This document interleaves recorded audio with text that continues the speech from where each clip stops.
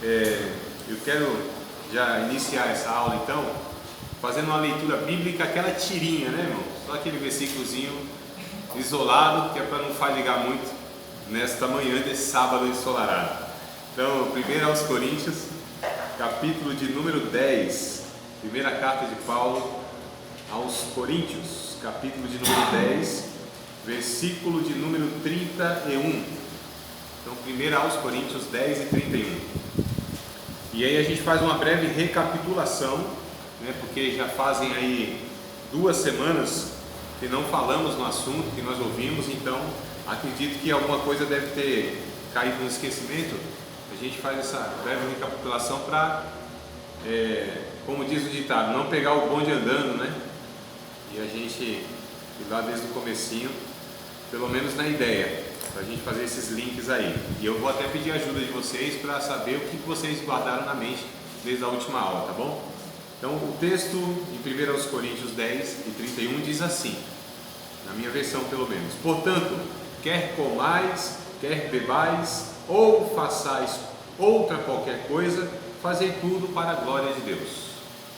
Textozinho bem resumido, simples, mas que quer dizer muita coisa.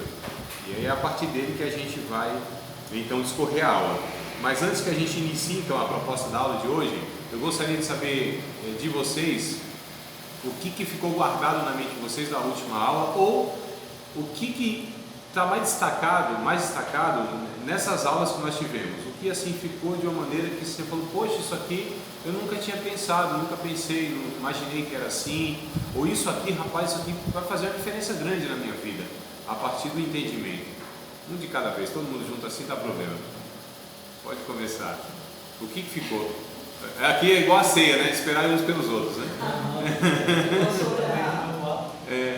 Ficou sobre a importância de nós sermos canal de bênção através das nossas atitudes, né? Muito mais das nossas atitudes do que de nossas próprias palavras, né? Porque falar até papagaio fala, né? Isso não é fazer. Então ficou implantado sobre isso. Sim. Até gostaria de comentar referente à aula passada, que nós trabalhamos sobre isso, o caráter do cidadão. Eu estou com um colega empresário que está montando. Deus abençoou o comércio dele e ele vai ter que contratar novas pessoas. Aí eu falei assim, você vai pegar novos funcionários, posso trazer os currículos dos irmãos da igreja? Ele falou assim, Ângela, eu não quero pegar frente. Coisa ruim. Aí eu olhei para ele e falei, mas rapaz, me entristeceu isso, né? Eu falei, você vai pegar uma macumbeira, então, espírita? Mas ele falou nitidamente, eu não gostaria de pegar crente. Crente dá muito trabalho. Olha que coisa ruim, né? Que triste isso. Lógico que é. Aí eu peguei e falei assim, Senhor, né? A gente percebe então que essas pessoas que carregam o nome, né, do Evangelho, essas pessoas não correspondem então com aquilo que elas representam, ou pelo menos na cabeça das outras pessoas representam, né? Então isso está muito errado, porque de uma maneira ou de outra, alguns pensam assim, rapaz, mas cobram muito da gente, né? Você não cobra de um outro que tem outra religião, tanto acerto, tanto testemunho assim, mas é evidente, porque o que nós pregamos são de fato virtudes e valores que estão acima, né, dessa sociedade sem Deus. Então, se eu proponho algo, prego algo, é natural que espere de mim um comportamento que seja compatível com aquilo que a gente prega, né? Então, o problema, eu acho que talvez um dos problemas que nós temos que dá muita ênfase à nossa pregação, né, via de regra, é de cunho muito moral. Então a gente tem uma pregação que dá muita ênfase moral. E quando a gente dá uma ênfase moral na nossa pregação, essa é a tônica, de fato a gente passa a ser também um alvo das pessoas. Por quê? Porque a exigência, né, na vida do outro causa de alguma maneira uma raiva no outro, porque denuncia o seu pecado. Só que eu acredito que mais do que o discurso, a vida deveria ser, né, uma maneira melhor da gente pregar o Evangelho, porque não seria uma questão de discurso moral, Porque quem é que dá conta quando a gente coloca uma régua lá em cima moral, sem entender ou sem fazer os outros entender que também nós estamos num processo? Então, o que muitos crentes pecam, esses que vivem por essa pauta moral, ou seja, irmãos, tem gente que quer viver pela lei, não dá, não tem como. A gente precisa entender que nós temos uma lei, lógico, é a lei de Cristo. Nós temos uma conduta moral, lógico. O Evangelho, ele tem o seu teor moral, só que não é moralista. Então a gente precisa entender que os nossos valores, eles ficam para nós no nosso comportamento, e a gente não exige para o outro, que não é, né, um discípulo de Jesus. O Sermão do Monte, o Sermão da Montanha, eu acho que é no Monte, né? Monte, montanha, a mesma coisa, não? É? Deve ser, né? Então, o que acontece? O Sermão do Monte é para os discípulos de Jesus, aquela exigência toda, sabe? Os 3 capítulos lá, 5, 6 e 7 de Mateus, Jesus, ele expôs aquilo para os seus discípulos. Então nós não podemos querer que o outro viva o Evangelho se ele não passou pela regeneração. E como que a gente faz então para pregar esse Evangelho, denunciando que o outro está afastado de Deus? Pela nossa vida, pela conduta, pelo exemplo, mais do que pelo discurso. Porque quando a gente dá muita ênfase no discurso moralista, as pessoas ficam de olho na gente. Então qualquer escorregadinha, quem não escorrega? E quem não vacila um pouco? E quem não deixa desejar? Né? Não tem como, irmãos. Todos nós. Eu não estou dizendo que nós devemos relaxar, que nós devemos fazer pouco caso. Não, o nosso testemunho deve ser preservado. A nossa vida tem que ser pautada em valores e em virtude dos ensinamentos bíblicos. Porém, quando a gente quer colocar essa régua moral e exigir nos outros, é muito complicado a gente dar conta disso, e a gente vai ser perseguido muitas vezes por um fanatismo, né? Muitas vezes a gente se torna pessoas hipócritas. A Bíblia diz isso, né? Quando a gente quer colocar essa régua moral, a gente julga muito os outros, e a gente vai esquecendo de que nós não damos conta, e aí a gente quer viver pela lei, mas nós vivemos pela graça. O que é viver pela graça? É entender que nós faremos a vontade de Deus pela infinita misericórdia, pelo favor de Deus, e nós de fato agradaremos a Deus por causa de Jesus, não é? Porque se eu vivo assim, não, é pelo mérito, então a gente está voltando, no caso, na proposta da lei. Se você fizer isso, então Deus faz aquilo. Se você acertar nisso, então Deus te abençoa. Se você der conta disso, então pode contar com Deus. Isso era uma proposta da lei, não é? É uma proposta da lei. Eu não estou dizendo que a gente então vai viver de qualquer forma. Paulo vai questionar isso. Então, se a graça é superabundante na abundância do pecado, então a gente vai viver de qualquer maneira? De maneira nenhuma. Paulo diz, claro que não. Só que a gente precisa ter muito cuidado que a nossa visão não é meritória. Então eu não alcanço coisas de Deus porque não fiz isso ou aquilo, né? Então por que a gente faz se não é por isso que a gente alcança as coisas de Deus? Olha a visão errada. Então a gente está vivendo numa troca, né? Então e se Deus nos abençoasse, a gente não faria isso? Eu faço. Por que eu faço? Porque pertence à minha natureza.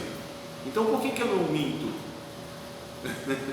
Por que eu não roubo?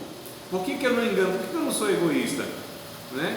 Por que isso e aquilo? Porque não pertence mais à minha natureza. Não é por uma retribuição de Deus, não é por uma recompensa de Deus, não é por um galardão. Por que eu oro? Eu oro bastante porque eu quero ver Deus abençoar a minha vida.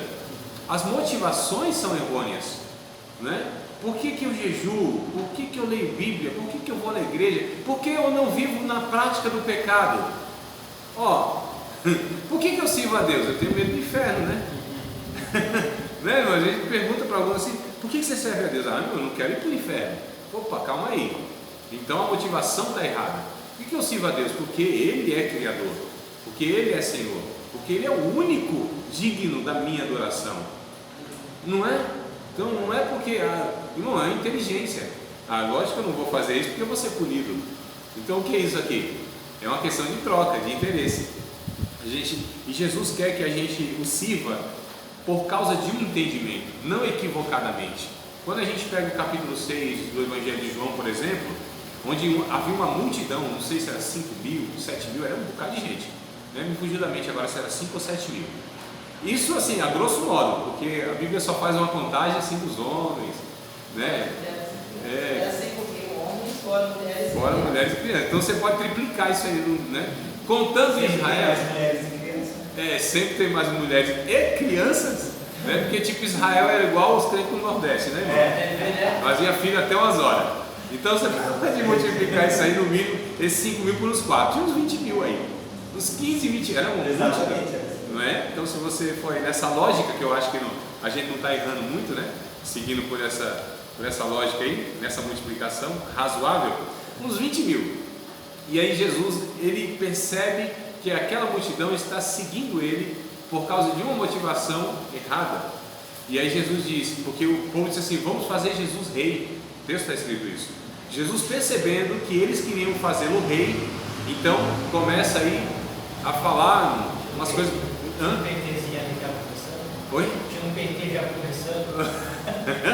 Vamos rapidinho. Veja bem, sim. Aí o que acontece? Jesus diz assim, olha, vocês me seguem pelo pão, vocês me seguem por aquilo que eu posso dar para vocês, saciar a fome de vocês, preencher a barriga de vocês, abençoar vocês, curar vocês, prosperar vocês, é por isso que vocês me seguem.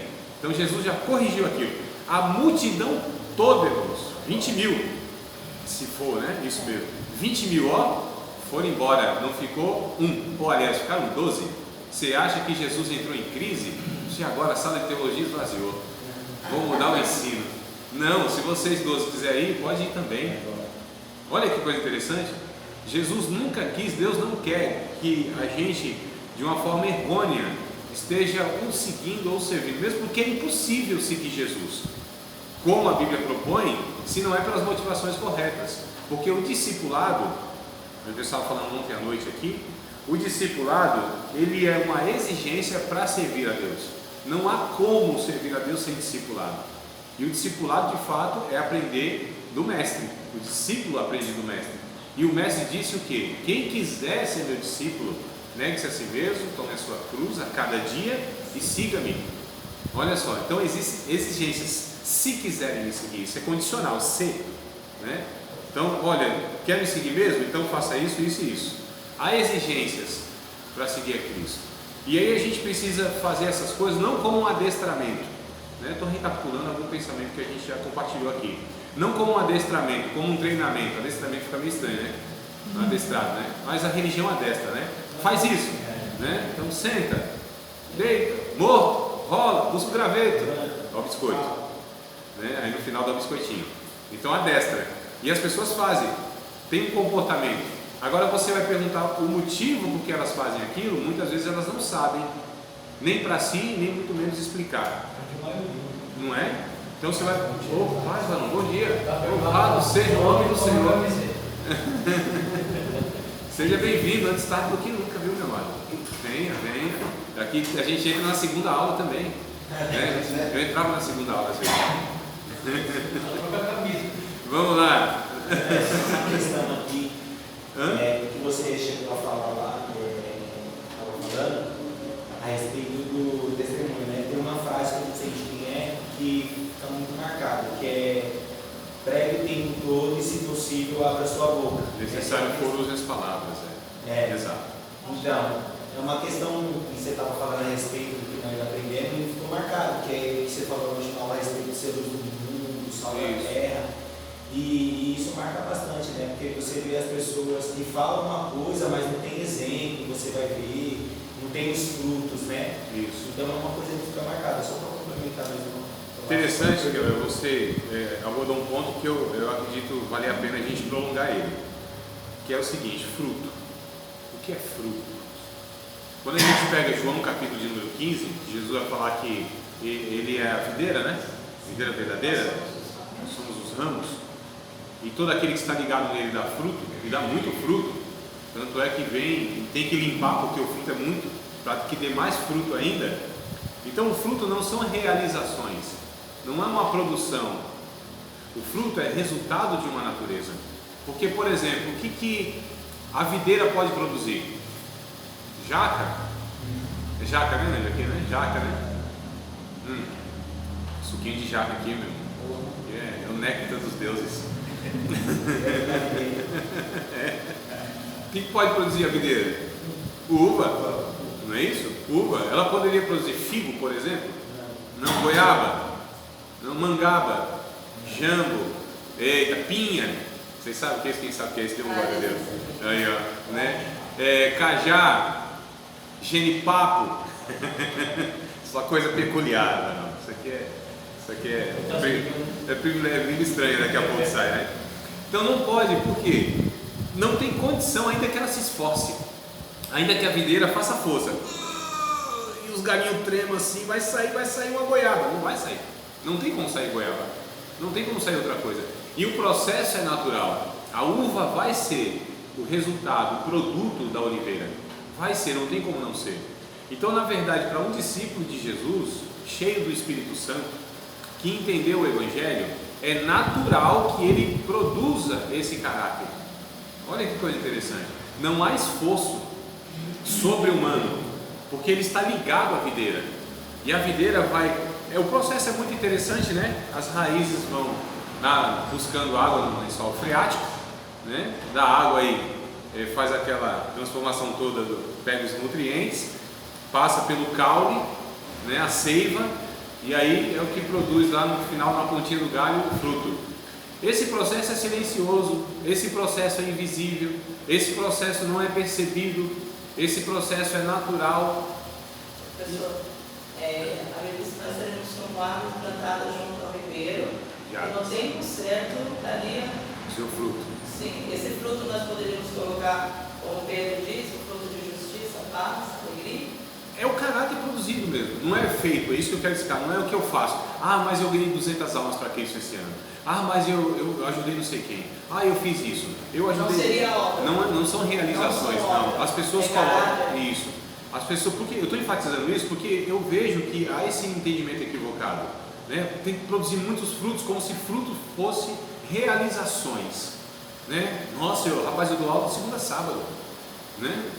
Eu prego todo dia, eu evangelizo, eu faço isso, eu faço aquilo, eu estou produzindo frutos, né? Que a gente ouve, irmão, você tem que dar fruto. Então, nesse sentido de produção, não é o que a Bíblia ela propõe, nem nesse texto de João 15, e nem a proposta toda de frutificar. Frutificar é a reprodução, é o resultado, é o fruto mesmo dessa natureza.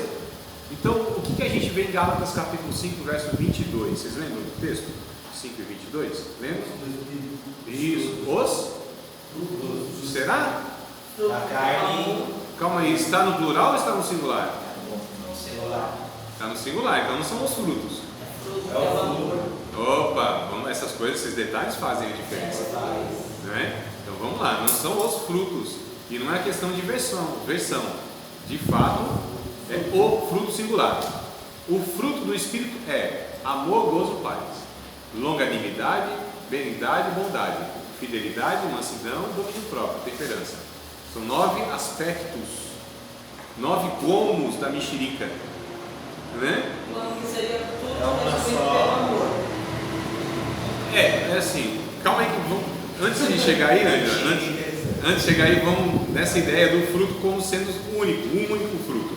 Não são frutos. Mas o Espírito de Deus produz o amor, alegria, paz, paciência, a delicadeza, a bondade, a fidelidade, a humildade, o domínio próprio.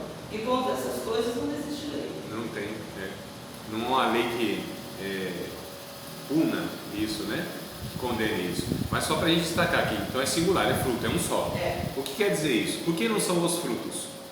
Porque aqui fala-se de um caráter, de uma natureza, que tem aspectos, que é a figura que eu acho mais interessante é essa, é uma mexerica, que a gente tem os gomos, 9 gominhos no caso aí, né? 9 gominhos, mas faz parte de um fruto, de um só, que é um caráter. Agora, o que você destacou, assim, o amor é o que resume tudo, e o amor tem as suas derivações e os seus aspectos, que é esse, gozo, paz, tal, não é?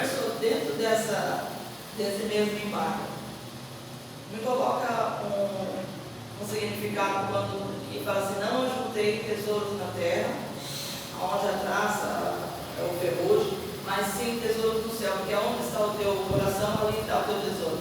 Isso seria o quê? Sermão do Monte, né? Sermão do Monte, Aí capítulo 6 de seria o quê? Mateus.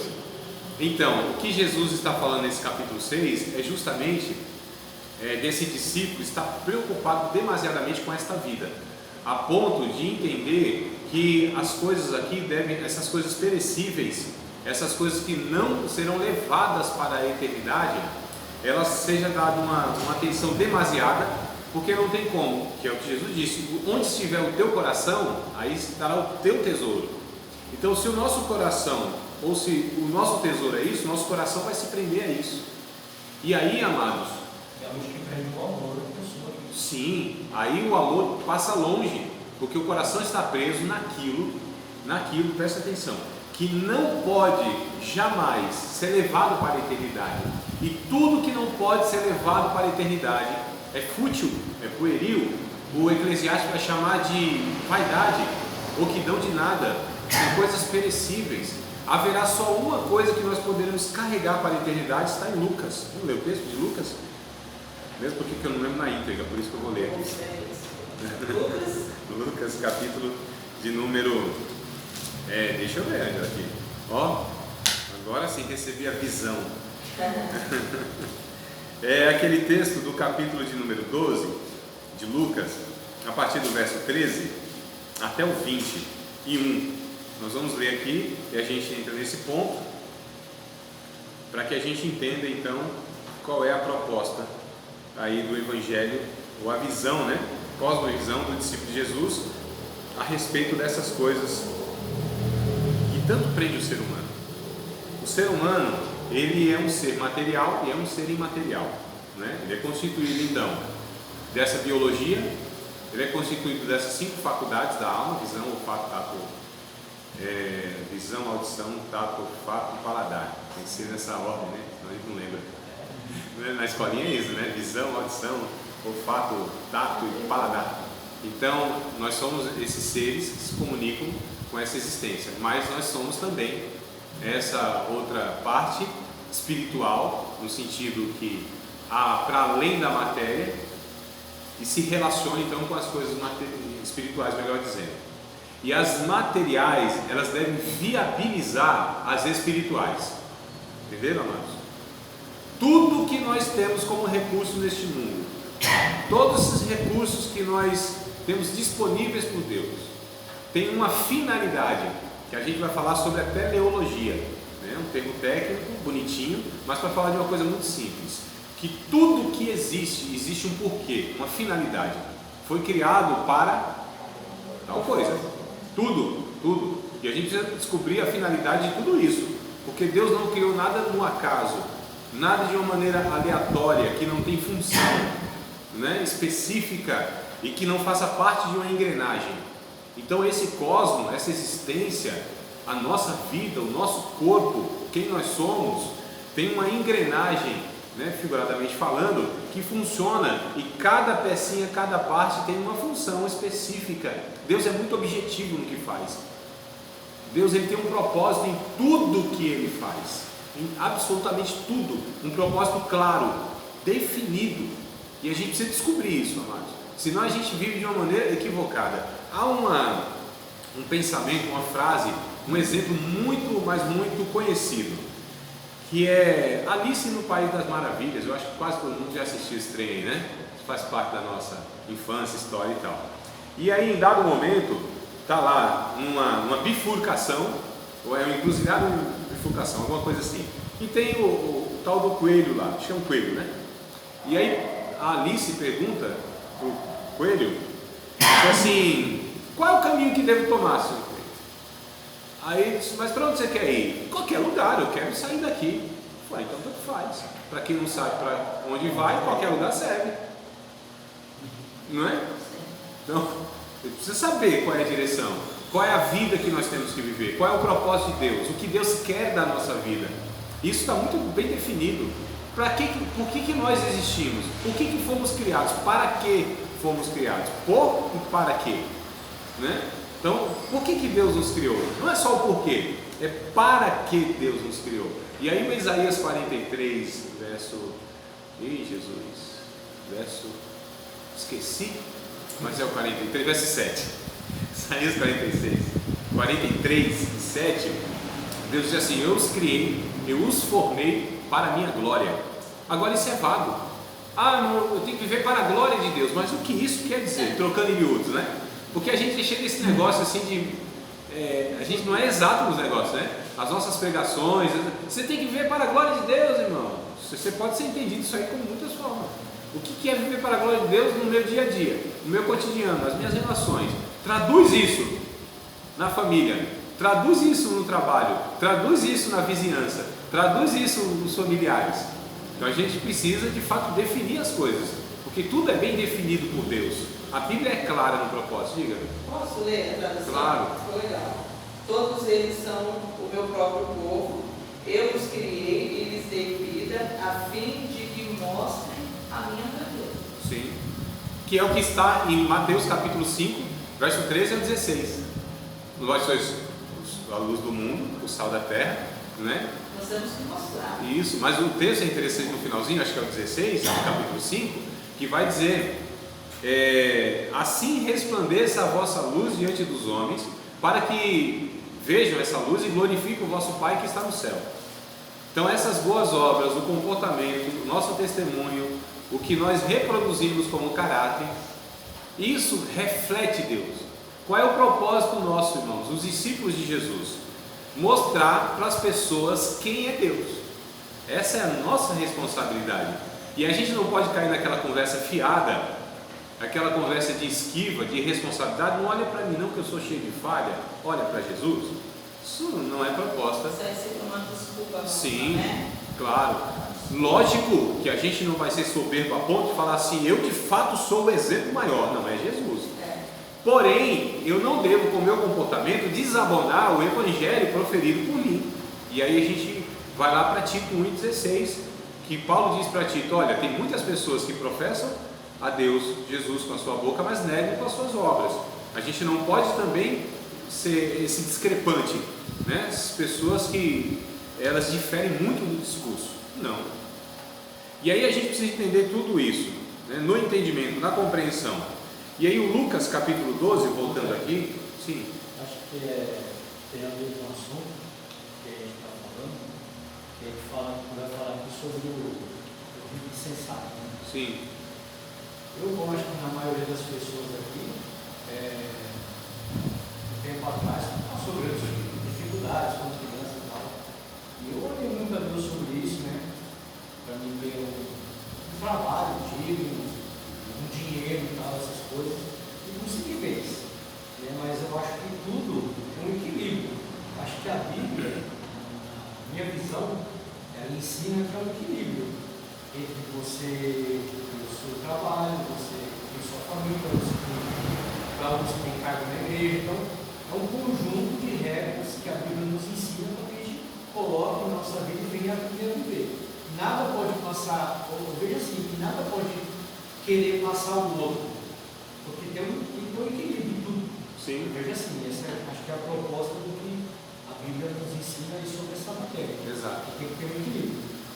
E esse dinheiro que a gente às vezes tem hoje, ou tem uma posição melhor, eu vejo assim, não é somente para mim, mas se Deus me colocou numa posição que eu posso ajudar o próximo a quem precisa, eu tenho que ajudar. Sim. O que as pessoas fazem é reter muito dinheiro. Eu vejo muitos cristãos fazendo isso, guardam o dinheiro para si, e quando passa um pobre que precisa de algo, um alimento, uma roupa, ele não dá, ele é egoísta. Então eu acho que a Bíblia nos ensina certo, é um equilíbrio. Exato, sem dúvida. Eu concordo, Anderson, contigo.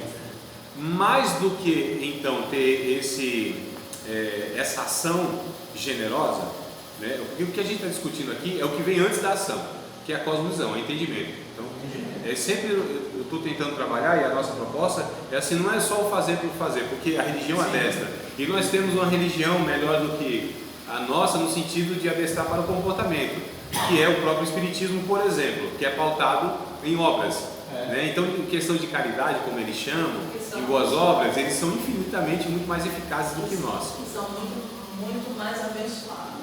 Muito mais eficazes. E a questão que a irmã falou no começo, Eu mesmo, fui para a agricultura, eu nunca consegui fazer trabalho para cristão, porque está caótico. Que coisa, é porque é um mal cristão, né? É um mal cristão. É um mal cristão. É um mal. Isso que eu falo, acho que tudo meio que isso. Sim. Não, claro, de fato. Mas o que eu quero chamar a atenção para vocês é assim, antes das ações, né? Porque a ação é a última coisa, né? É aquilo que é mostrado. Por exemplo, a generosidade, no sentido de dar, nem sempre, aliás, o dar nem sempre é uma generosidade. Por exemplo, quando você pega essas religiões pautadas nisso, exato. Então é isso que a gente precisa ir lá na raiz e corrigir, é a motivação. Porque o entendimento tem que ser correto. Se eu não tenho um entendimento correto, eu posso fazer uma ação correta sem uma motivação correta. E aí é interessante que a Bíblia diz que Deus julgará tanto as ações quanto as intenções do coração. Então eu posso ter uma ação boa, e é boa mesmo, socialmente boa, né? Porém a intenção não é. E não é a ação que Deus julgará, e sim a intenção. Foi o caso de Abel e Caim. Exato. Porque... O Abel e a sua oferta, o Caim e a sua oferta. Exato. Pessoa. Isso. E a gente... Não é o feito em si. Mas a gente... Aí que a gente volta só um pouquinho, Angela, para eu não perder esse ganchinho. Aí a gente volta na questão do fruto, né?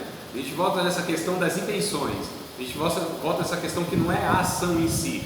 A ação, ela pode ou não pode traduzir um caráter, que a gente consegue disfarçar muito bem. A religião, ela nos dá condições, recurso, ferramenta para que a gente possa ser hipócrita, representar como um ator de teatro. E a gente faz tudo muito bonitinho, fala, nossa, isso aqui é um verdadeiro cristão. E muitas vezes no coração Deus não reconhece nenhuma daquelas ações, porque não aceita a pessoa. E o que ela faz para Deus não é reconhecido como legítimo, porque Deus não reconhece a pessoa. Se Deus não reconhece a pessoa, tudo que ela fizer, ainda que seja boa, não é legitimada por Deus nela, na pessoa. Essa que é a questão, irmão. Aqui que mora o X da questão. Igual a oferta da viúva, né? Não era algo tão grande, mas a intenção do coração dele era boa. Exato, e os outros davam do que sobejava. Então me está sobrando, vou dar. Nossa, que gente generosa, né? Rapaz, Bill Gates, quando doa aí milhões para a África, troco de bala, irmão. Qual é a virtude nisso?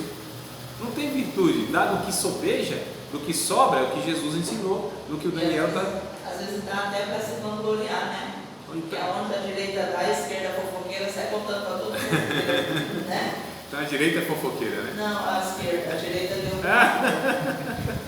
Então, queridos, só para a gente ver se a gente vai encaixando essas questões, e vamos ler aqui o Lucas capítulo 12, que foi a questão da Ângela, e eu lembrei dessa passagem, é que aqui a gente percebe, por exemplo, nesse ensino, Jesus aproveitou a ocasião.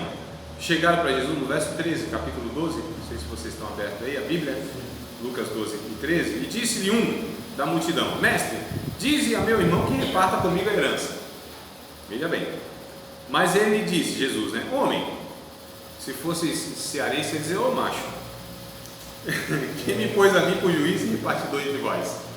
Vocês acham que eu vim para resolver essas questões entre vocês? Não. Só que Jesus, ele aproveita isso para ensinar algo, né? E ele diz no verso 15, essa frase aqui é muito interessante, resume. E disse-lhe, acautelai-vos e guardai-vos da avareza, o amor excessivo ao dinheiro, irmãos.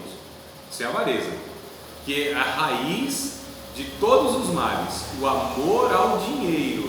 Não é o dinheiro, não são os recursos materiais, não é isso. Como o Anderson disse, é muito bom e é uma bênção. E Deus, acredito que inclusive quer que todos nós tenhamos o bastante para nós e ainda para ajudar os outros. Não há virtude na miséria, não contar moedinha no fim do mês para tentar pagar aquele boleto, né? Não há virtude, a gente não celebra, irmão, ou humildade, sofrimento. Não, claro que não. Acho que não. É muito bom se nós tivermos no nosso meio irmãos ricos que têm muito dinheiro, inclusive para ajudar esses irmãos que têm pouco dinheiro, que é o que o Paulo vai dizer em 2 Coríntios, capítulo 8 ou 9, né? Ele vai dizer, olha, quem colheu não pode colher demasiadamente muito, a ponto de nem precisar daquilo, e quem colheu pouco, demasiadamente pouco. Mas se isso acontecer, então que haja um equilíbrio nisso, porque há a injustiça no nosso mundo, na nossa existência. há isso, irmãos, não é? A gente presencia, vivencia, a gente vê isso todos os dias, não é só no Brasil, em quase todos os países do mundo há essa desigualdade, esse desequilíbrio, essa injustiça social. Então, se nós tivermos cristãos ricos que tenham recursos para si e que sobejem, e ele deve aproveitar aquilo, desfrutar daquilo. Você disse, tem que desfrutar. A Bíblia diz, vai atar a boca do boi que debulha? Claro que não. O lavrador deve ser o primeiro a gozar do seu fruto, não é? Só que ele não deve comer o pão e a semente, porque Paulo disse, ó, Deus dá pão ao que come e semente ao que semeia. Então tem gente comendo o pão e a semente junto. O pão a gente come, a semente a gente dá a continuidade do plantio, para que a gente continue tendo e tenha os outros também. Então semente é para semear. E Paulo está falando do que? Recursos materiais nesses 2 capítulos. É dinheiro que ele está falando. Recurso material. Isso é semente, onde a gente semeia na vida dos outros, não é? Então, para a gente não perder muito aqui o foco, acautelai-vos, guardai-vos da avareza, porque a vida de qualquer não consiste na abundância do que possui. Então, veja bem, aqui que mora o perigo, sabe por quê? Porque o dinheiro, de fato, ele não é neutro. O dinheiro não é, irmão, neutro é um copo desse aqui, ó, jogado no chão. Você passa, dá uma pica, nem se importa, pisa, amassa mais ainda, dá uma garopa lá, dá uma latinha sozinha lá, pra você ver se é neutra. Não é? Dinheiro não é neutro. Dinheiro foi colocado em um status de entidade por Jesus. Isso é um Deus. Mas ao mesmo tempo a terra depende do dinheiro para tudo. A vida em si depende dele. Assim, como é que se diz? Tudo que a gente vai fazer na vida aqui na terra, infelizmente, depende do dinheiro. É comer tem que trabalhar. Não tem jeito. Será que é isso que a Bíblia ensina? Não. Ou será que é isso que nós entendemos pelo fato de vivermos uma terra? No capitalismo. Não só o capitalismo agravou isso, é fato, agravou e muito. O capitalismo potencializou isso porque trouxe o consumismo, e as pessoas valem por aquilo que elas podem possuir e produzir, consequentemente possuir, né? E então assim, o capitalismo trouxe o consumismo aos olhos de uma sociedade corrompida, avalia então pessoas e coloca ela em classe A, B, C, né? Pessoas a serem tratadas melhores porque tem uma posição social melhor. Se você aparece com um carro X, você com certeza socialmente você é visto de uma forma. Se você aparece sem carro, você entra no shopping de chinelo, né? Meio rasgado, tem casos aí que é até colocado para fora, né? Que a gente vê e tal. Então o que acontece? Será que de fato é assim? Será que é algo, veja bem, essencial? A palavra, guardem a palavra, essencial para a vida? Não. A resposta é não. Não. Agora, porém, que os recursos foi colocada e que nos joga isso. Isso, uma condição que foi colocada por nós, né? Nós, essa sociedade pecaminosa, esses seres humanos corrompidos, que avaliam as coisas então com critérios errados. Se as pessoas têm isso ou não têm. Então não é o ter, é o ser. É um livro muito famoso aí, escrito por Caio Fábio, lá na década de 90 mais ou menos, é o ser e o não ter, né? Porque o ter, às vezes, muitas vezes nos tem. O ter nos tem. E eu costumo falar que a gente compra coisas que não precisa com dinheiro que não tem para mostrar o que não é para as pessoas que a gente não gosta. Mas essa diferença também não é só fora, não, é dentro das igrejas também, né? Sim. Não, eu estou falando no geral aí. Eu estou falando no geral, eu estou falando do ser humano corrompido. Eu estou falando do cristão equivocado, né? Porque um cristão equivocado, ele não é diferente daquele não cristão que está corrompido. Porque o cristão equivocado, ele também. Aí. Então o que acontece, queridos? A gente precisa entender que tem coisas essenciais e tem coisas que não são essenciais, que são fundamentais. Coisas essenciais, fundamentais e supérfluas. A gente poderia colocar as coisas essenciais, fundamentais e supérfluas. Essência é aquilo que não pode faltar. É a essência, é o sumo, né? É a razão do ser. Fundamental é o recurso que me dá, é o fundamento. E supérflua Isso aí pode ser desprezado. Eu não quero perder o raciocínio lá desde o começo. Foi o Daniel que falou, uma coisa que me despertou esse pensamento, que é assim, a gente precisa usar todos esses recursos para uma finalidade, né? Que é o quê? Ajuntar tesouro no céu, que é o que Jesus acaba a conversa aqui. Quando ele diz assim, ele conta a parábola de um homem que tinha uma herdade, era rico, já tinha uma herdade, e ele produz tanto, mas tanto, imagina, irmão, o cara ter tanto dinheiro que não ter cofre suficiente para colocar aquele dinheiro, ele precisa construir um cofre maior. Imaginou? É mais ou menos a ideia aqui, né? Produziu tanto que o celeiro dele não cabia, ele teve que derrubar aquilo, construir um maior. Olha que problema que ele tinha na vida, né? Um grande problema. Não sabia o que fazer. Então, não sabia o que fazer, ou sabia. Ele era administrador, ele construiu uma. Era que nem um jovem rico, né? Ele sabia. O que ele deveria ter feito aqui? Nós sabemos. Ele também sabia. Ué, Jesus ensinou isso, inclusive, para o jovem rico. Reparte. Se você tem, e para você estar sobejando, caindo pelos lados, se o teu celeiro não deu conta de armazenar tudo isso, soluciona isso facilmente. O teu problema vai ser solucionado e o problema de muitas outras pessoas que vão receber aquilo que você não precisa, que não é essencial para você.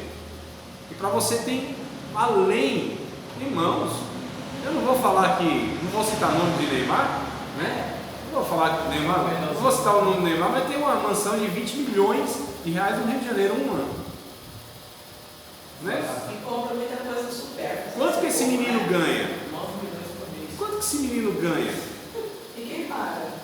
Não, veja bem, eu não estou nem questionando essa questão assim, é arte, é esporte. A questão é, isso é de fato justo, equilibrado, há uma equidade nisso? Salário mínimo. Quer dizer, quem tem demais dá conta. E os outros, no Rio de Janeiro ainda, uma pessoa no estado do Rio, um estado falido, irmãos, um estado onde a segurança, a educação e a saúde são as três bases, né, de uma sociedade que seja aí boa, onde você tem educação, segurança e saúde. Lá é o exemplo no nosso país de falência. Por quê? Por causa da corrupção, que um homem faliu. Então diz que lá atrás, né, teve um tal de Cabral que zoou o Brasil e o outro Cabral que zoou aqui o... Diz o nome. né? Então, os dois Cabrais, uns cabra ruim da bexiga.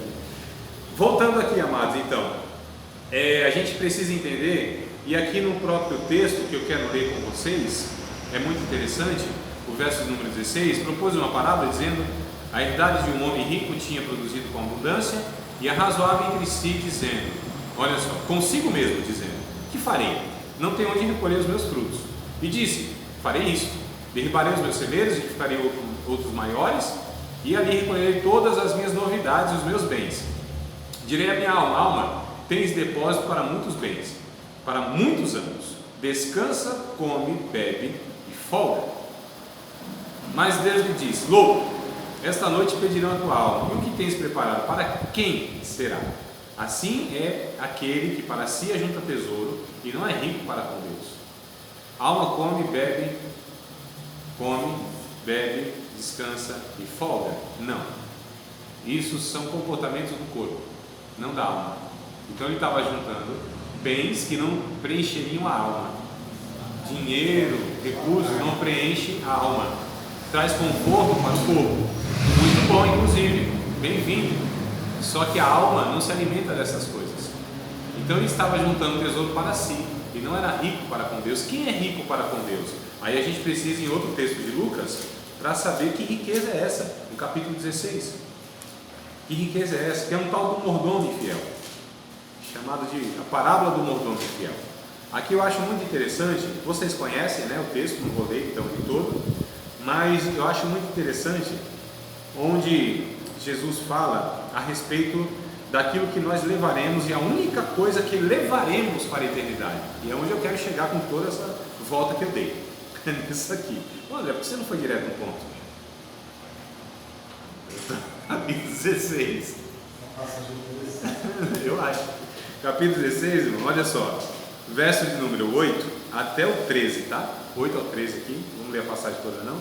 E louvou aquele senhor, o injusto mordomo, por haver procedido prudentemente.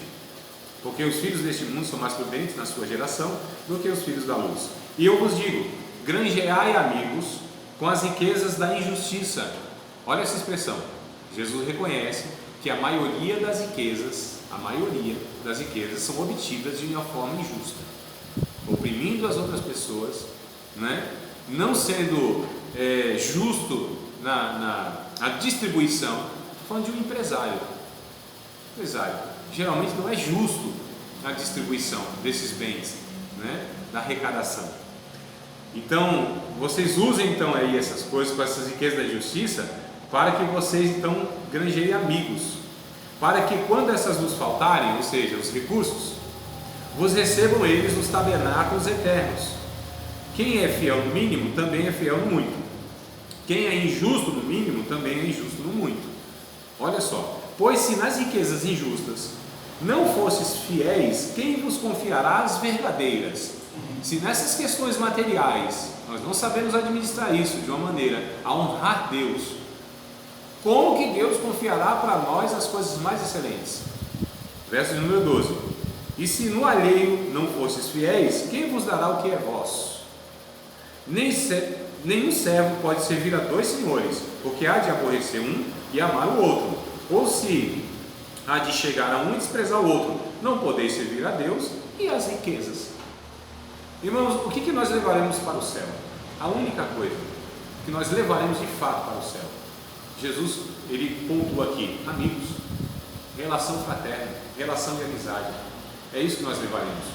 Se só isso que nós levaremos para o céu, nós devemos usar todos os recursos aqui para contribuir então para que a gente tenha relações que sejam boas, relações que sejam justas, relações que sejam humanas, onde as coisas devem servir pessoas e não as pessoas devem servir para eu obter coisas. Eu devo amar pessoas e usar coisas. As pessoas estão usando coisas, ou melhor, usando pessoas para obter coisas. Diga. Então, no caso daí, de uma dúvida sobre isso, já me fizeram, eu sou líder de uma cidade aqui, já me fizeram essa pergunta: se a gente, quando a gente for para o céu, a gente vai ter memórias e lembranças? Sim. Eu não sei. Sim. Teremos. De fato. Teremos. O capítulo de número 12 do próprio Lucas. Quando eu falar 12, vocês não entendem 12, tá? É outro, calma aí. É o 16 mesmo, é o 16. É o 16 e a partir do verso 19, essa parábola do rico e Lázaro, isso nos mostra, Daniel, porque isso aqui é contado como parábola, mas muitos estudiosos reconhecem que não é uma parábola, ou seja, não é uma coisa inventada, não é fictícia. Isso aqui de fato é pelo verbo que aparece haver. Haver que existiu, né? Ora, havia um homem rico e tal e tal. O verso de número 19. Verso 20, havia também um certo mendigo. Então aqui entende-se que havia, existia. Jesus usou dessa realidade, desse fato, e contou como forma ilustrativa de uma parábola para ensinar algumas coisas aqui. Então assim, havia. E por esse relato, a gente entende que há consciência, memória e consciência, né? Tem alguns movimentos religiosos aí que vão dizer do sono da alma e dessa inconsciência. Não, a Bíblia ela não ensina isso. Haverá sim consciência, nós nos reconheceremos inclusive no céu, nós saberemos que nós convivemos um tempo juntos. Só não vai ter o mesmo sentimento, por exemplo, o marido para trazer. Não, aí já é. Haverá um único sentimento que é fraterno. Sentimento é bom. Não, mas é sentimento fraterno não haverá. Não haverá esses desejos, né, que nós diferimos: paternidade, maternidade, conjugalidade. Não haverá. Haverá um único sentimento que é fraterno, de irmãos, família, único. Mas eu saberei: esse aqui foi meu filho, esse aqui foi minha esposa, esse aqui foi meu esposo, esse aqui foi meu neto, esse aqui foi meu avô. Haverá essa consciência, porém o sentimento será único, né? Não haverá essas preferências. E o que acontece? Então haverá sim, Eclesiastes inclusive traz outra passagem também. Então no céu haverá consciência e haverá lembrança. Não haverá lembranças negativas e nem muito menos esses sentimentos negativos também entrará no céu. Isso. De tristeza, por exemplo. De tristeza mesmo. Não, eu passei isso, essa pessoa me fez aquilo. Ou ou tal parente meu não está aqui, pessoa que eu amava não está aqui. Haverá uma plenitude lá em todos os sentidos. Haverá lembrança, é como uma cicatriz, que a gente olha ela, tem a marca e a gente lembra, mas a dor já não tem mais, né? Mais ou menos isso. Mas voltando aqui então na questão onde eu estava, que eu nem lembro mais. Da lembrança que está aí. Sim, E não. da confiança que... De usar os recursos, né? Então a cosmovisão cristã vai ter um entendimento diferente daqueles que não têm esses valores. Ou seja, por que eu tenho tanto? Tem um motivo por que eu tenho tanto. Só porque eu trabalhei, eu mereço, Deus me abençoou? Pode ser até isso também, fruto do esforço, fruto da dedicação, né? Do estudo, aquela coisa toda. Apesar que isso é um pouco aleatório, porque a gente vê, por exemplo, um quase analfabeto ganha milhões. Eu estou falando dos esportistas do nosso Brasil, né? Diferente de outros países onde os caras, para chegar no esporte, passam por uma universidade. Os Estados Unidos, por exemplo, o NBA, por exemplo. Esse tem que estar conectado. Sim, agora aqui não, o cara é analfabeto, não sabe falar direito, fugiu da escola, né? Mas o cara tem uma habilidade, o cara tem uma inteligência motora, teve oportunidade, né? Que muitos têm, mas não têm oportunidade. Então é meio aleatória essa questão. Então é por isso que eu falo, mérito é complicado a gente colocar mérito. Um dia o irmão falou assim, eu falei, rapaz, eu sou grato a Deus porque Deus me abençoou nisso, materialmente falando. Eu falei, eu não tinha condição alguma de ter essas coisas, nenhuma. Eu atribuo 100% isso a Deus. Sempre trabalhei, sempre me esforcei, sempre fiz das tripas do coração, sempre me esforcei. Estou falando a partir do Evangelho. Do Evangelho. Eu digo sempre que eu conto minha vida aí a partir do Evangelho, né? Então o que acontece? Só que o que eu conquistei, que é pouquinho, mas para mim é impossível pelos meus méritos, pelos meus esforços. E eu reconheci, eu falei, rapaz, ó, Deus me abençoou. Isso é atribuído 100% a Deus, isso é milagre de Deus na minha vida. E o outro irmão falou para mim assim, rapaz, e ele é um engenheiro, né? E ele falou assim, eu tenho isso e isso. Eu sei que eu ganho bem por conta da minha profissão, a faculdade que eu fiz, etc e tal. Só que ele disse assim, eu também reconheço que isso foi Deus que me abençoou e me deu esses recursos. Então percebe, ele de um lado e eu do outro, nós dois reconhecemos que Deus de alguma maneira nos abençoou. Se Deus nos abençoou, tem uma finalidade. Eu apenas? Não. Isso seria muito egoísta da minha parte. Deus me abençoou. Deus não me abençoou para me abençoar. Deus me abençoou para eu abençoar as outras pessoas. Daí que Paulo diz em Atos dos Apóstolos, mais bem-aventurado, como disse Jesus, mais bem-aventurança é dar do que receber. Ah, porque eu tenho para dar e por isso que eu sou bem-aventurado? Não, é porque não retenho para mim. Essa é a ideia. Ah, não é lógico que é melhor dar porque eu tenho para dar. Não é essa a ideia. Eu não retenho para mim. E sempre a questão é do que você tem. Às vezes você nem tem. É para você não ser. A questão é você. Aí tem aquele versículo que fala que Jesus fala, né? Eu tive fome, não me deste de comer. Exato. Quer dizer, vai ser cobrado isso. Vamos colocar a questão financeira que hoje nós temos na terra, um dia também será cobrado. Sim, tudo será. Palavras que nós falamos. Você falou, se eu como, se eu bebo, né? Deuteronômio diz assim, que Deus nos dá força para adquirirmos riqueza. Só que essa riqueza também será cobrada. Sim. Né? A quem muito é dado, muito será requerido. Mas aí o povo só coloca ministério. Não. Né? Geral. A questão, veja bem, queridos, a questão é essa. Então, todos esses recursos que nós temos, quando nós temos uma cosmovisão bíblica, cosmovisão cristã, nós entendemos tudo que temos, não é só da questão material, é a questão do tempo, é a questão dos recursos intelectuais, né? Administrativos, físicos, psicológicos, sociais, administrativos. Tudo isso deve ser usado em favor do outro e não apenas para mim. Então a gente entende o texto que nós lemos lá no começo, quer comais, quer bebais, ou façais qualquer outra coisa, façais tudo para a glória de Deus. Então nós entendemos na nossa cosmovisão que a vida do cristão, em todos os aspectos da sua vida, deve ter valores e princípios que devem ser aplicados ali. E eu não posso entender que eu posso compartimentalizar minha vida, que eu posso agir de uma forma nesse setor da minha vida e nesse outro setor de outra forma. Eu preciso inclusive entender que o dinheiro, ele também deve servir o reino de Deus, como o meu corpo deve servir o reino de Deus, como o meu intelecto deve servir o reino de Deus, como os meus sentimentos devem servir o reino de Deus.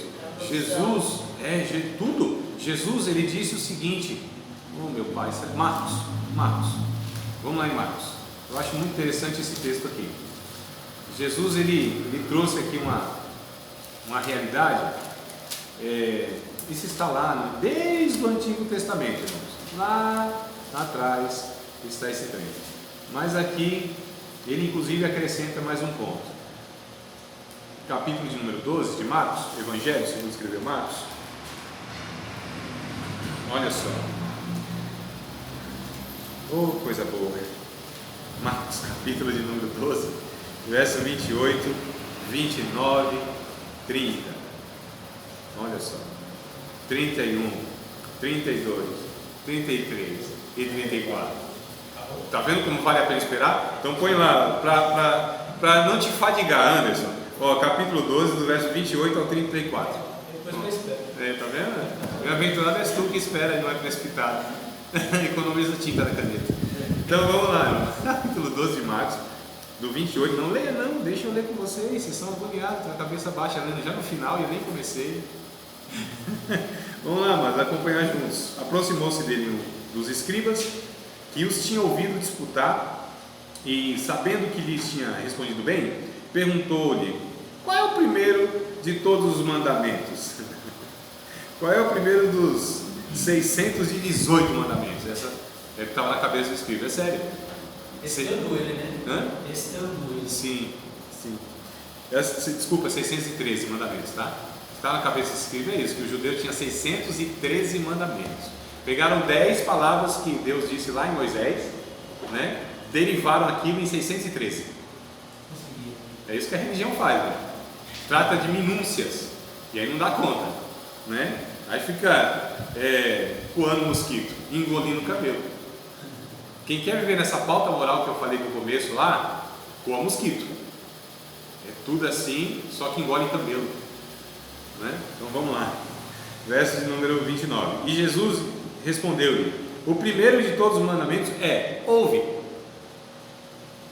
primeiro mandamento é ouvir. Olha só, a gente está pensando que era outra coisa, né? Isso aqui de onde Jesus pega? Deuteronômio, capítulo de número 6, acho que é verso 4. Ouve, pois, Israel. Então, o primeiro mandamento: ouvir. Ouça. Não é natural nós ouvirmos. Natural é nós escutarmos, temos audição. Mas ouvirmos é outra história, né? Como que diz lá nas cartas de Apocalipse, do Apocalipse, as 7 cartas: quem tem ouvidos, ouça o que o Espírito diz às igrejas. Lá em Provérbios tem um provérbio muito interessante que traz uma expressão assim: o ouvido do ouvinte, porque tem ouvido que é moco. Vocês sabem que é moco, né? Isso, moco, ouvido moco. Exato. Aperta a tecla SAP aí, de Pernambuco para São Paulo, moco é surdo. Então, ouve, é o primeiro mandamento.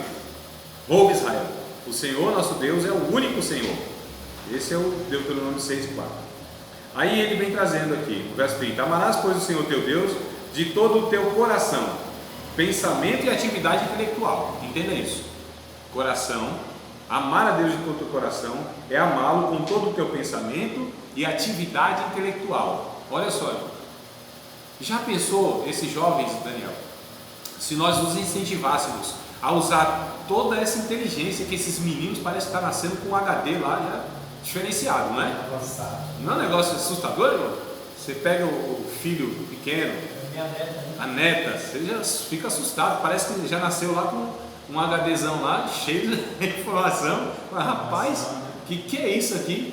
Pegar esses meninos, essas meninas, essa capacidade, essa potência intelectual, verter isso para o reino de Deus, já pensou? E não apenas para os seus interesses profissionais, né? Seus sonhos pessoais e realizações, que é o que a gente muitas vezes vê aí a gente incentivando, e pais incentivando esses meninos para que entrem em boas faculdades com uma única finalidade: para ter dinheiro, para ter uma segurança econômica, para ter bens. Isso é todo errado? Lógico que não, mas não é a finalidade do negócio, porque ele pode ser um engenheiro, por exemplo, mas se não for um engenheiro cristão, se ele não pensar como a mente de um engenheiro cristão, fala: olha, mas calma aí, existe essa diferença? Claro que existe, porque ele vai fazer aquilo para a glória de Deus, ele vai fazer aquilo de uma maneira correta, com a motivação correta. Não é só ganhar dinheiro, ter projeção social profissional.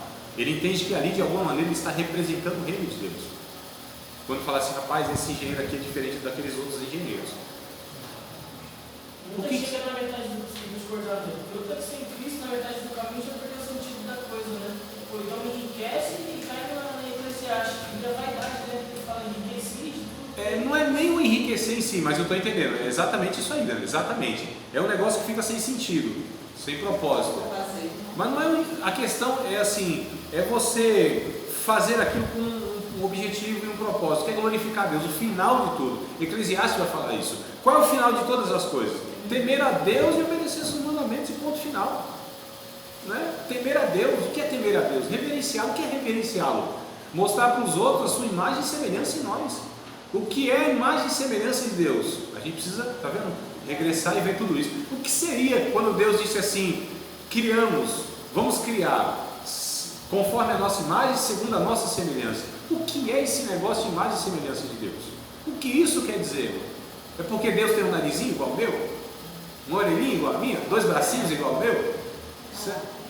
O que é imagem? Porque Deus é inteligente, é um ser inteligente, eu também sou? Porque Ele tem consciência de si e do outro, eu também tenho? Porque eu tenho sentimentos e Ele também tem? O que será? Né? Porque Deus tem um domínio, entregou um domínio, a gente também representa Deus no domínio aqui. O que será a imagem e semelhança de Deus? Porque os anjos também têm essas coisas, mas eles não são chamados de imagem e semelhança de Deus. Então, o que só o ser humano tem e nenhuma outra criatura tem, os anjos, por exemplo, que é um ser inteligente também, um ser moral também, um ser que tem vontade também, né? O que é? O que nós temos que nos faz imagem e semelhança de Deus? Embora hoje, a partir do pecado, eu digo, um pouco distorcida essa imagem, né? Desconfigurou, e o Evangelho vem para reconfigurar, usando a linguagem tecnológica, né? Atualizar, dar uma configurada boa aí nessa desconfiguração. O que nós temos? Uma coisa: Deus é Trindade, sendo um, Ele é mais de um, nós somos a mesma coisa. Deus é uma triunidade, nós somos uma humanidade. Nós somos completos quando nós estamos juntos, nos tornamos corpo. Embora somos membros em particular, mas parte de um corpo. Não tem-se raças, como dizem aí. Não existe esse termo, né? Quer dizer, existe o termo, lógico que existe, mas não existe essa realidade de raças. Não temos isso. A Bíblia diz que Jesus, no Apocalipse capítulo 5, Jesus comprou para Deus com seu sangue povos de toda tribo, língua e nação. Raças não, raça é uma, humana. Einstein respondeu isso entrando nos Estados Unidos, quando teve que preencher a ficha no aeroporto, estava lá 4 raças, ele colocou humana. Coloca preta, parda, branca, sei lá o que, não, ele colocou humana. Ele estava certinho, raça humana. O que nós temos então, que somos imagem e semelhança de Deus? É isso, nós somos uma família. Nós temos que nos preocupar com o outro, porque o outro não é o outro, sou eu. Osso do meu osso, carne da minha carne. Foi isso que Jesus veio interligar, né? Porque ele tirando o nosso egoísmo, né? Sim. Nós somos muito egocêntricos. Exato. Venha a nós o vosso reino nada, né? Não? Somos um só em Cristo, né? Deveríamos. Quando a gente começa a entender. Não há macho, não há fêmea, diz o Gálatas 3:28, me ajuda aí para ver se é isso mesmo. 3:28. Em Cristo não há macho, não há fêmea. Olha só, irmãos, não há essa divisão, né, de gênero. Não há macho, não há fêmea. Não há servo, não há livre. Não há judeu. Cristo não há judeu nem grego, Isso. não há servo nem livre, não há macho nem fêmea, porque todos vós sois um em Cristo Jesus. Isso.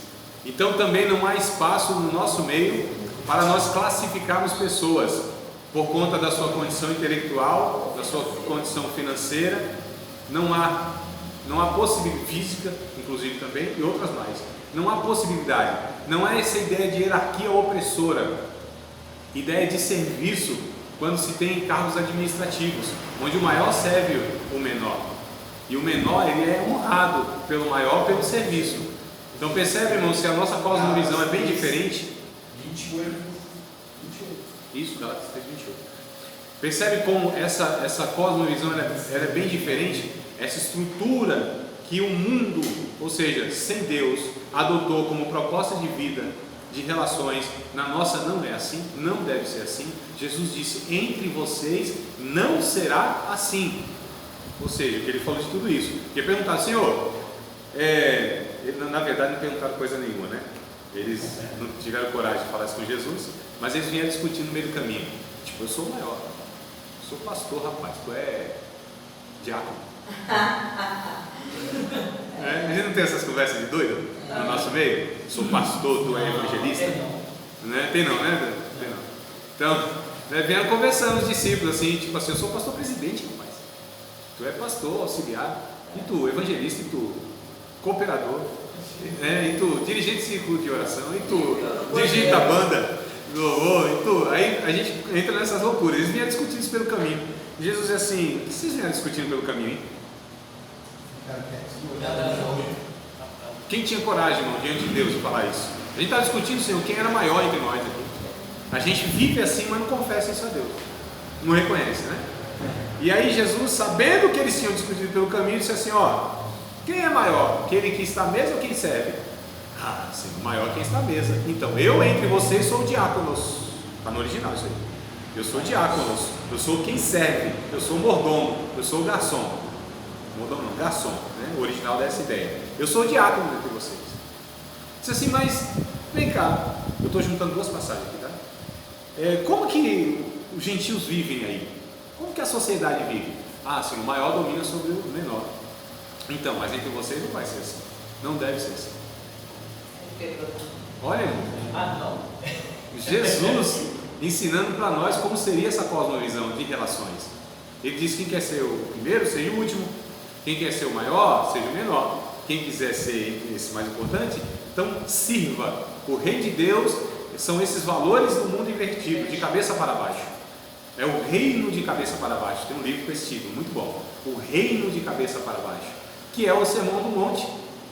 É o contrário. Quem é feliz? Quem chora. Quem é feliz? Quem é perseguido. Quem é feliz? Quem é pobre, dependente de Deus. Quem é feliz? Aquele que é humilde de coração. Quem é feliz? Aquele que é limpo de coração. Quem é feliz? Então, a felicidade, ela é inversa do que aquele que a gente coloca como isso. A gente coloca a felicidade no ter, né? Nesse cenário, quem é maior? Professor, mestre, não é não? Teoricamente, tem um poder intelectual, um poder argumentativo, uma oratória, né? E uma manipulação maior do que os alunos. Devo a isso, ao meu bel prazer, para me impor, para subjugar, para oprimir, para perseguir? Claro que não. Para impor as minhas ideias? Claro que não. Eu tenho que ter muito cuidado com isso, porque isso é tentador demais. O poder administrativo de tirar uma pessoa de uma função na igreja, porque eu tenho esse poder administrativo, o pastor eu digo, né? Via de regra. Infelizmente, as nossas igrejas evangélicas, grande parte dela, principalmente na proposta pentecostal, tem um chamado governo episcopal. É um cara só que manda, e quem tem juízo obedece. Essa frase ela é contrária ao reino de Deus, para não falar satânica, né? Posso falar uma palavra pesada. Por quê? Porque aqui existe um homem que tem todo o poder na sua mão, administrativamente falando, eu estou dizendo. É por isso que a proposta bíblica é que haja um colégio pastoral. É que haja um colégio de pastores. É que haja um grupo que se cuidem, se vigiem, né? O poder absoluto corrompe absolutamente. Disseram isso na história do Brasil. O poder absoluto, aliás, não foi na história do Brasil não, foi algum filósofo. O poder absoluto corrompe absolutamente. Nós não somos preparados para o poder, para o prazer e nem para o dinheiro. Três coisas difíceis que nós enfrentamos. O homem não, se não subjugar isso aos pés da cruz, irmãos, se nós não colocarmos isso como serviço, né, ao reino de Deus, essas coisas vão nos engolir de alguma maneira. Isso envaidece o homem, o poder. Exato. E nós não, e se sair é amaldiçoado, porque eu não abençoo quem sair da igreja. Eu amaldiçoo, vai sair sem minha bênção. Não é essas conversas de doido que nós temos? Mas é conversa de doido. É de doido? Pode abençoar, não sabe. Abençoar até pode. Ah, mas para começar a ser Deus, não é? Isso é. Essa é a questão.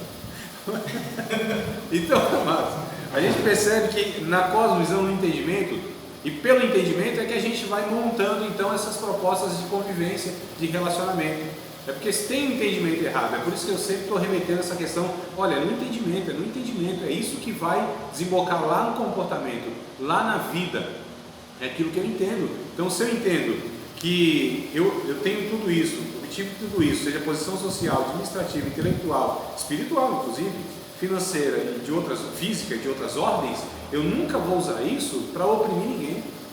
Isso tudo que eu recebi de Deus é para servir as outras pessoas, porque o poder, isso é um clichêzinho, uma frasinha, um jargãozinho, né? É o poder que eu tenho, esse poder que eu recebo, se ele não é para servir, então ele não serve. O poder que eu tenho, se não é para servir, mas é para se servir, ele não serve. Não serve. No reino de Deus não serve. Quando Jesus lavou os pés dos discípulos, ele fez um trabalho escravo. Mais humilhante, não é um trabalho escravo apenas. Não, mas eu falando, é o mais humilhante. Na época de Jesus existia escravos. Sim. E era o trabalho mais humilhante do escravo, que era você se ajoelhar diante de um homem, limpar os seus pés. Esse trabalho mais humilhante do escravo fazia muitas outras coisas. Esse era o mais humilhante. Por isso que Pedro disse a mim, não, o senhor não vai lavar os meus pés. Talvez estava na cabeça de Pedro o seguinte: se Jesus fizer isso e eu aceitar, eu também vou ter que fazer isso. Talvez, quem sabe estava na cabeça de Pedro, ele falou, opa, vou me defender aqui, porque ele reconhecia que Jesus era Senhor. Tanto é que Jesus disse, vocês me chamam de Senhor e Mestre, fazer bem, porque eu sou mesmo. Mas assim como eu fiz, vocês façam também. Dei o exemplo para vocês. Então, se Jesus, irmãos, sendo Deus, ele serviu, o que nos resta? Não tem outra possibilidade. Servir. Se Jesus tendo poder, e ele não usou esse poder para se livrar da sua missão, que era a cruz, o que nos resta? Usar esse poder de uma forma adequada, porque quando Pedrão, terrível Pedro somos todos nós, né? No sobrenome nosso tem Anderson Pedro, Gabriel Pedro, André Pedro, Angela Pedro, Pedrina, sei lá, é isso aí, todo mundo é Pedro no sobrenome. Então o que acontece? Foram prender Jesus, Pedro saca logo da espada, usando com recursos errados. Jesus tinha falado, essa espada aí não é para vocês andarem. Ele estava carregando ainda a espada, pegou, mirou no meio da moleira do mal, acertou a orelha, né? E Jesus disse assim, Pedro, mete na bainha tua espada. Quem vive pela espada vai morrer pela espada. E tem mais o seguinte, você acha que eu não tenho poder aqui para essa multidão aqui? Se eu rogar o Pai agora, ele manda 72 mil anjos agora. Poder eu tenho de sobra para acabar com o universo. Eu não estou exagerando não, irmãos. Jesus, na condição humana, mas pela comunhão que ele tinha com o Pai, ele tinha poder para destruir o universo. Eu não estou exagerando. Se ele rogasse ao Pai, né? Ele disse, não, estou me entregando voluntariamente. Ninguém me mata, inclusive, é eu que dou a minha própria vida, depois eu torno a tomá-la. Mas é eu que tenho poder sobre a morte e sobre a vida. Mas não uso esse poder para me beneficiar. Eu tenho um destino, eu tenho uma missão. Esse poder é para favorecer essa missão, não é para me favorecer. Tentaram Jesus, rapaz, curou tanta gente, cura a ti mesmo, médico. Desce da cruz se és filho de Deus. Até lá, irmão. Olha só. Né? Se beneficia. O diabo veio com uma proposta que uma proposta nossa, a gente faz hoje que Jesus não fez, é o diabo que fez e a gente continua repetindo isso. Rapaz, encurta o caminho, se prostra aí que o negócio vai ficar mais fácil, né? Usa o teu poder para saciar a tua fome, transformando as pedras em pães. Você é filho de Deus, rapaz. Ora, que Deus é na tua vida, você vai ver que Deus vai bradar. Não sabe de pedra. Olha só, isso é propósito do diabo, né? Se joga daqui, faz um espetáculo, mostra que Deus é na tua vida, Deus te usa, Deus é contigo. Varão, parou. Se joga daqui, você vai ver os anjos vindo assim, ó, com as asas assim, ó, te amparando, e todo Jerusalém, Jesus é o Messias, é o Filho de Deus. Mostra que você tem poder, rapaz, que Deus te usa mesmo. Mostra que Deus é na tua vida, né? Faz isso aí. Isso é proposta do Satanás, né? Jesus disse: não, faço não. Eu tenho uma coroa, eu tenho uma glória que vai ser restabelecida, mas antes tem uma cruz. A glória sem a cruz corrompe.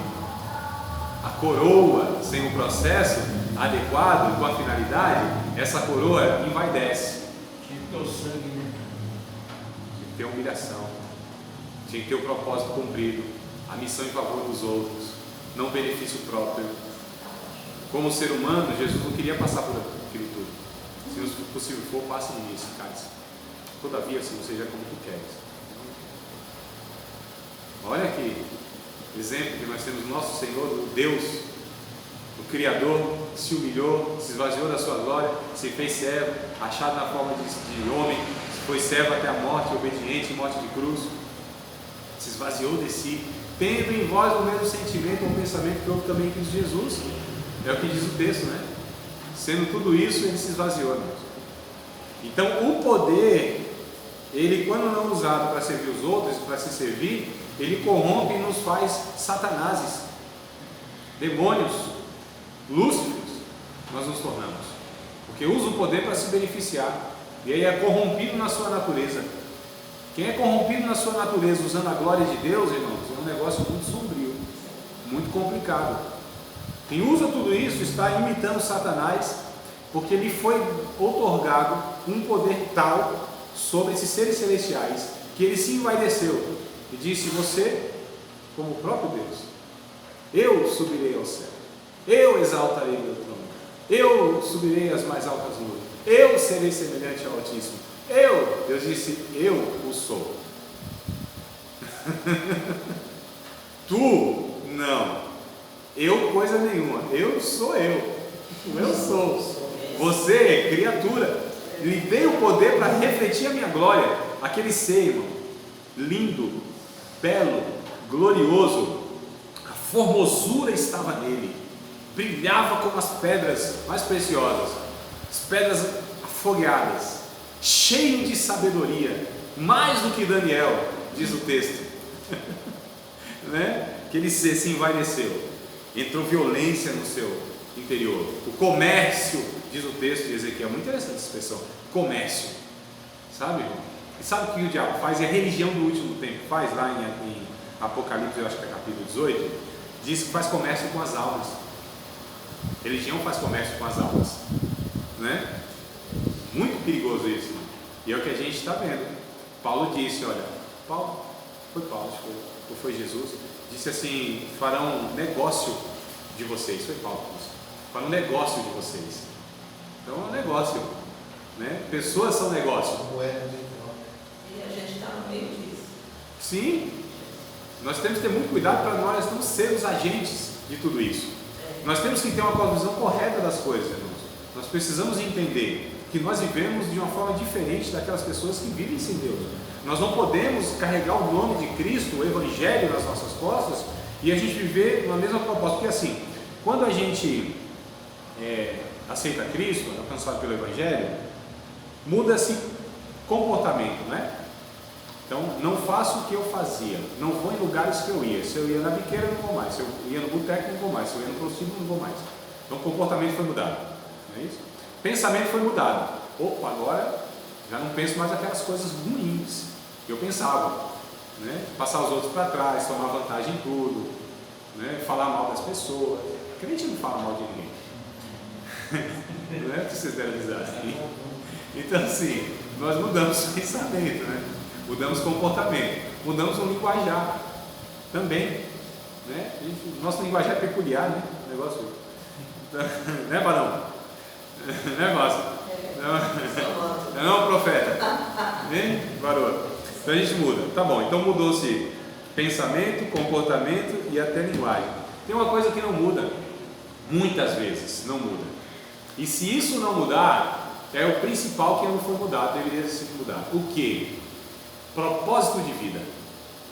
Porque muitas vezes nós estamos vivendo o mesmo propósito de vida do que vivíamos antes de aceitar Cristo. Embora fomos mudados no comportamento, mudados no pensamento, em certo sentido, e mudados em outras questões. Mas o propósito de vida, por que eu vivo? Como que eu vivo? Por que eu vou fazer isso? Qual a minha motivação para isso? Por que eu quero ganhar mais dinheiro? Por que eu quero isso aqui? Por que eu quero alcançar isso aqui? O meu esforço de vida, meu engajamento vai ser nisso aqui, por quê? Qual é a motivação? Então a gente vê crentes vivendo não diferente daqueles que não são. O propósito de vida é o mesmo, não tem diferença, não. Muitas vezes. E a gente falou, opa, tem alguma coisa muito errada nisso. Porque o Evangelho muda propósito de vida. Não é apenas comportamento, ambiente e essas coisas todas. É propósito. O que está no coração movendo a minha vida. Por que eu vou fazer isso? E é possível nós usarmos os dons de Deus, que são uma bênção de Deus, os dons carismáticos. É por isso que muita gente não entende que gente que tem um mau testemunho ainda é usado pelos dons, através dos dons espirituais. Isso às vezes dá um parafuso, né? Então confunde a nossa cabeça. Então é possível Deus lhe dá tantas coisas boas, você usar isso para auto se promover, para manipular pessoas. Olha só. Então o que acontece? Eu posso usar todos os dons de Deus contra o próprio Deus, no seu propósito na minha vida. Eu posso usar a graça de Deus contra o Deus da graça. Eu posso usar os dons de Deus para servir pessoas, mas com a motivação errônea, né? Percebe como o negócio é muito sutil, né? O negócio ali está muito escondidinho e a gente não percebe isso muitas vezes na nossa vida, muito menos na vida das outras pessoas. O negócio é complicado. E aí, queridos, partindo aqui para os 15 minutos finais, já 16 minutos finais, estamos 1 hora e 22 minutos falando. Então o que acontece? A gente percebe que a cosmovisão nossa, o entendimento tem que ser de uma vida, né? Estou encerrando mesmo a questão da cosmovisão, e depois a gente vai entrar na vida integral. A gente precisa entender que a nossa vida precisa ser completa. Não é uma vida de igrejinha, não é uma vida religiosa, é uma vida na vida, onde a gente expressa o caráter de Deus. Diga. Tinha um pastor que ele falava assim: dons atrai a atenção de homens, o caráter atrai a atenção de Deus. Muito carisma e pouco caráter é um livro que tem. Muito carisma e pouco caráter. E nós, no nosso país, onde o carisma vale muito, até elege pessoas, né? Para presidente, estou falando nem do último, não que ele não era tão carismático assim, mas o carisma conta muito. O pastor, por exemplo, de uma igreja evangélica no Brasil, não precisa ter conhecimento bíblico.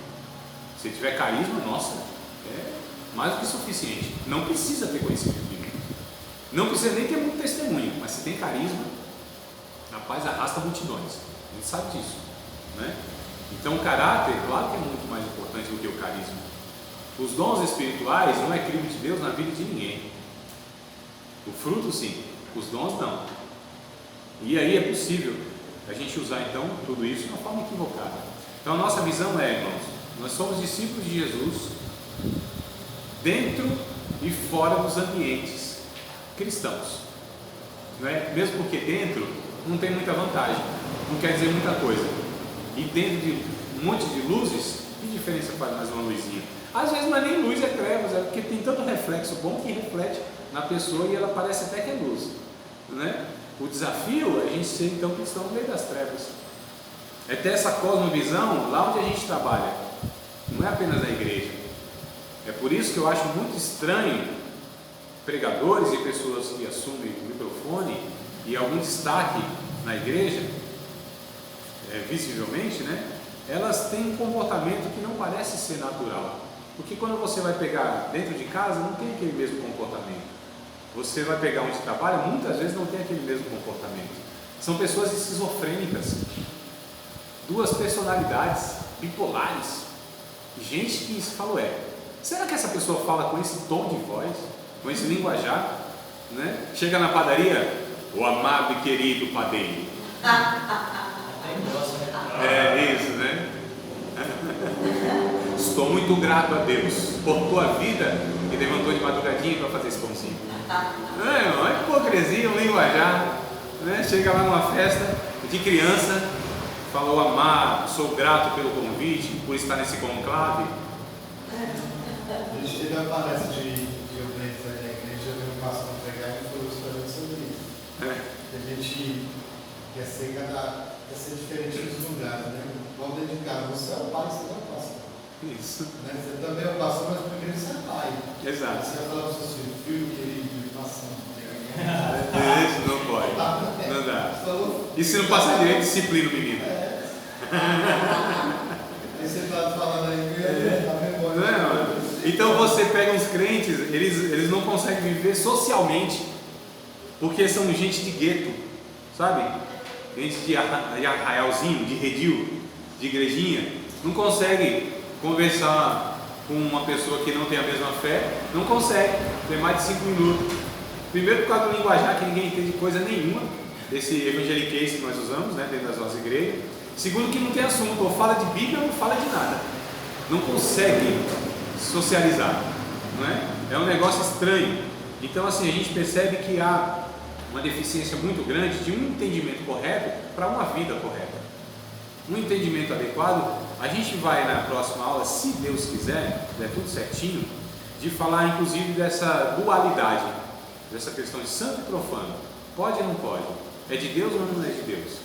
Como que a gente lida com essas coisas?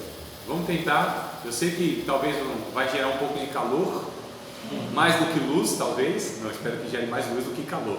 Tem assunto que gera mais calor do que entendimento, luz, né? Iluminação. Espero que calor, eu sei que vai ter um calorzinho aqui entre nós.